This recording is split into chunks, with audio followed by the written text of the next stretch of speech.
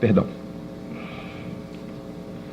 Vamos lá, a gente colocou visão 2020, enfim, muita gente falando, mas por que não fala 2019? Bom, porque nós concorremos os três democraticamente na eleição de 2016 e o nosso entendimento é de que, teoricamente, democraticamente, a gente vai participar de uma eleição no final de 2019, a não ser que aconteça outra situação. Eu jamais colocaria numa palestra a visão de 2009, porque nós não estamos no poder, não estamos na gestão. Então, essa é uma visão de que, teoricamente, se a gente juntos estiver em 2019.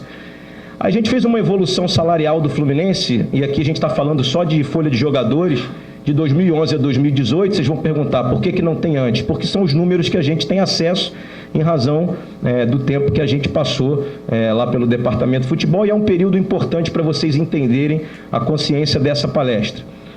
Isso aqui é uma progressão de valores de investimento dos times do Fluminense. Então, para vocês entenderem ali, em 2011, o time do Fluminense custava por mês 7,4 milhões de reais, onde o Fluminense botava 1,9 milhão por mês na sua folha, a Unimed 5,5. A gente fez trouxe a valor presente, a gente dolarizou.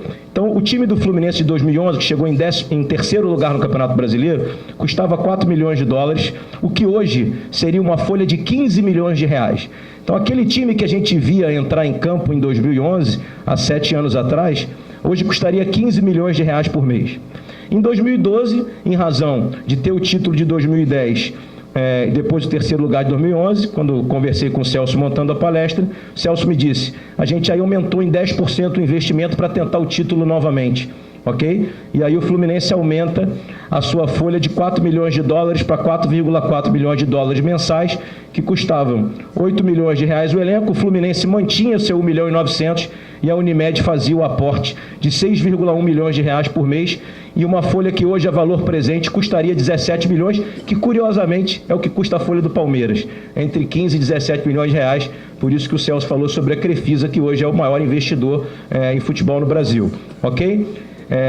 Em 2013, há uma redução, porque vocês sabem que um time vem envelhecendo, né, e aí há que se fazer trocas, né, foram feitas trocas, aí cometeram alguns equívocos aqui, de gestão. Um deles foram mandar o vice-presidente de futebol embora no meio do campeonato. O presidente do clube, na época, subiu o time e assumiu o vestiário sem a menor condição de fazê-lo, né? Todas as vezes em que assumiu, trouxe resultados tenebrosos. Enfim, mas em 2013, a folha passou a custar 12 milhões de reais, se fosse a valor presente, mas ela custava 7 milhões de reais na época. Fluminense mantendo, veja que nesse período o Fluminense sempre mantinha o valor fixo e a Unimed variava, pagando aqui algo em torno de 70% da folha.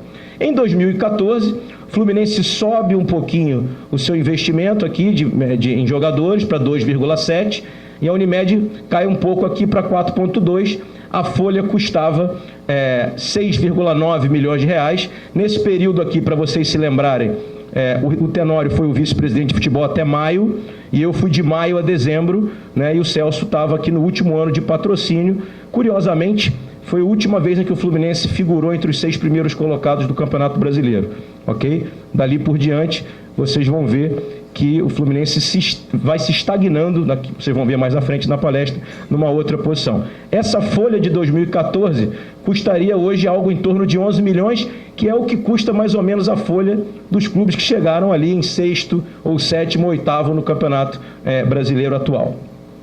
Tudo bem até aí? Isso aqui é só um gráfico, ok? Do investimento, a Unimed aqui de amarelo, o Fluminense de vermelho. Então vocês veem que o Fluminense aqui mantém, em 2014 dá uma subidinha. Em 2015 a gente passa a ter um novo cenário, né? O patrocinador sai e o Fluminense assume 100% das obrigações. Comissionamento dos atletas, dos empresários, departamento médico, comissão técnica, premiação, aquisição de direitos. Vou explicar rapidamente para quem não entende bem do tema.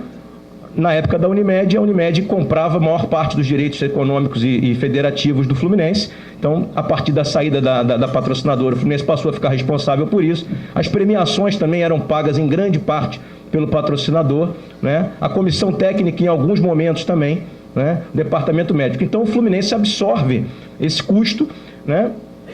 Que realmente não era dele em grande parte. Vou fazer uma parte aqui, rapidamente, para vocês entenderem. Vocês devem olhar, e aí eles usaram isso politicamente de maneira ruim na outra eleição, né, contra nós, dizendo que o custo do futebol aumentou muito de 2014 para 2015.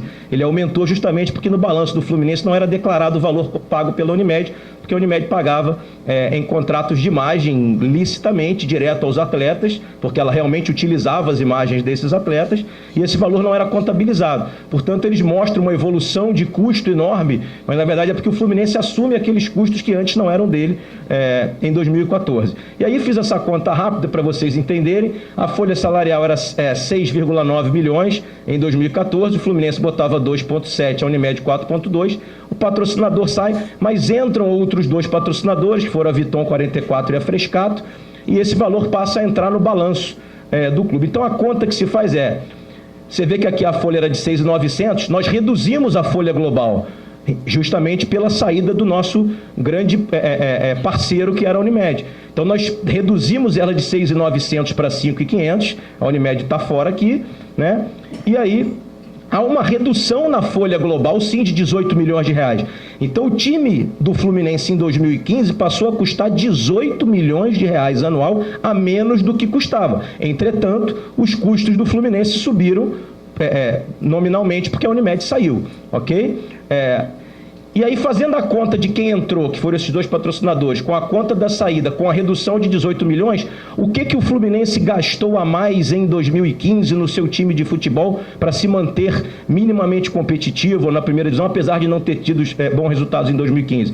Custou R$1 milhão a mais por mês essa conta, ou seja, o Fluminense, na verdade, gastou R$1 milhão a mais por mês para tentar se manter minimamente disputando, mas a gente teve uma perda com a saída do patrocinador. Só de cara foram 13 jogadores embora por fim de contrato: Bruno, Carlinhos, Diguinho, Rafael Sobis, enfim, tantos outros. Ok? Foram feitas aquelas renovações que vocês sabem: Diego Cavalieri, Gun, Jean, Wagner e Fred. Justamente os motivos e o planejamento era minimamente manter 5 jogadores para que a torcida pudesse se manter motivada e o time tivesse alguma condição de disputar alguma coisa. O Wagner saiu no meio do ano, o Jean no final, ambos vendidos, só permaneceram o Diego, o Gun e o Fred. Ok? Eu fiz isso aqui rapidamente, não vou perturbar muito a cabeça de você, mas preciso fazer uma parte aqui em algumas coisas. Eu escrevi isso aqui porque muito se fala, eu recebo muito WhatsApp, o Ricardo também, o Celso também, de questionamentos sobre contratações, sobre tempo de contrato, por que se faz de 1 ano, por que se faz de 2, por que se faz de 3. Existem algumas regras no futebol brasileiro e mundial que impedem, por exemplo, que você faça certos tipos de investimentos sem, por exemplo, alongar os contratos. Então, por exemplo, existe uma regra da FIFA que 6 meses antes do término do contrato, qualquer atleta pode assinar um pré-contrato com qualquer adversário. Então, é muito sensível esse momento da contratação, né? Existe a Lei Pelé também, que determina que a multa seja integral, ou seja, quando você manda um jogador embora antes do término do contrato, a lei obriga a pagar o contrato todo até o fim. Eu outro dia eu conversei com um cara que é envolvido no esporte, ele falou: não, porque vocês colocam uma multa muito grande no contrato. Eu falei: não, a multa é da lei. E aí foi isso que eles fizeram agora, de maneira trágica, mandaram embora o Cavalieri, o Henrique, uma série de jogadores que ainda tinham 2 anos de contrato. Essa multa venceu a valor presente, eles parcelaram, não pagaram, virou ação trabalhista e com multas e criou-se um passivo de 60 milhões de reais em razão dessas 4 ou 5 dispensas. Então, muitas vezes se mantém um jogador no elenco, se empresta para outro clube para pagar um pedaço do salário, porque é melhor você pagar 30% mensal de 150 mil do que você transformar esses 150 mil em 60 milhões, ou em 10 milhões, ou em 15 milhões. Ok? O valor da multa nacional é vinculado à remuneração. Isso é muito importante vocês entenderem, porque as pessoas sempre falam: por que a multa é assim? Por que o salário é alto? Porque o futebol é o único negócio, eu falo isso porque sou advogado de empresas que não são do futebol, o futebol é o único negócio do mundo que o funcionário tem valor. O jogador é um atleta, é seu empregado, mas é um ativo. E a lei determina que o valor desse ativo seja vinculado à remuneração dele, diferente de um peão de obra, diferente de um garçom. Então, infelizmente, a legislação brasileira também é extremamente prejudicial a você construir um planejamento de médio a longo prazo. Ok? Então aqui há um entendimento que normalmente o que a gente faz? Contratos sem custo de aquisição, ou seja, quando você não compra o jogador, você faz um pouco mais longo. os empréstimos com opção de compra você faz mais curto, os salários são definidos pelo mercado e pela contraprestação do trabalho e os direitos econômicos não entram na conta do salário e vice-versa. Eu dei 2 exemplos, um deles de 2011 e um de 2016. Por que eu falo isso? Porque quando nós passamos pelo futebol, nós três, o Celso como patrocinador, o Ricardo como vice-presidente, muito eu ouvia depois que eu saí o seguinte: não, porque teve um jogador tal que você contratou e que ficou lá. Quando o Ricardo assumiu a vice-presidência de futebol em 2014 e eu depois o sucedi, nós tínhamos um jogador chamado Martinúcio, que o Fluminense gastou milhões de reais nele, e esse jogador ficou com um contrato de 5 anos, salário em dólar, o único salário em dólar da história do clube, Esse jogador custou de indenização para ele ir embora 5 milhões de reais à vista. E nós herdamos esse jogador, que foi contratado na época pelo Peter, pelo Marcelo Teixeira. E aqui, repito, não é uma palestra política, não estou jogando pedra em ninguém. Ele foi um excelente jogador pelo Peñarol na Libertadores, o Fluminense investiu um caminhão de dinheiro nele e ele deu errado, E estava lá no elenco. Então, quando eu ia lá no Conselho Deliberativo defender os números do futebol, as pessoas diziam: porra, mas a folha é X milhões de reais. Eu falei: mas tem o Martinúcio, que não foi eu que contratei, mas se eu tivesse mandado o Martinúcio embora, a ação trabalhista dele tinha virado 20 milhões e tinha estourado nos cofres do Fluminense.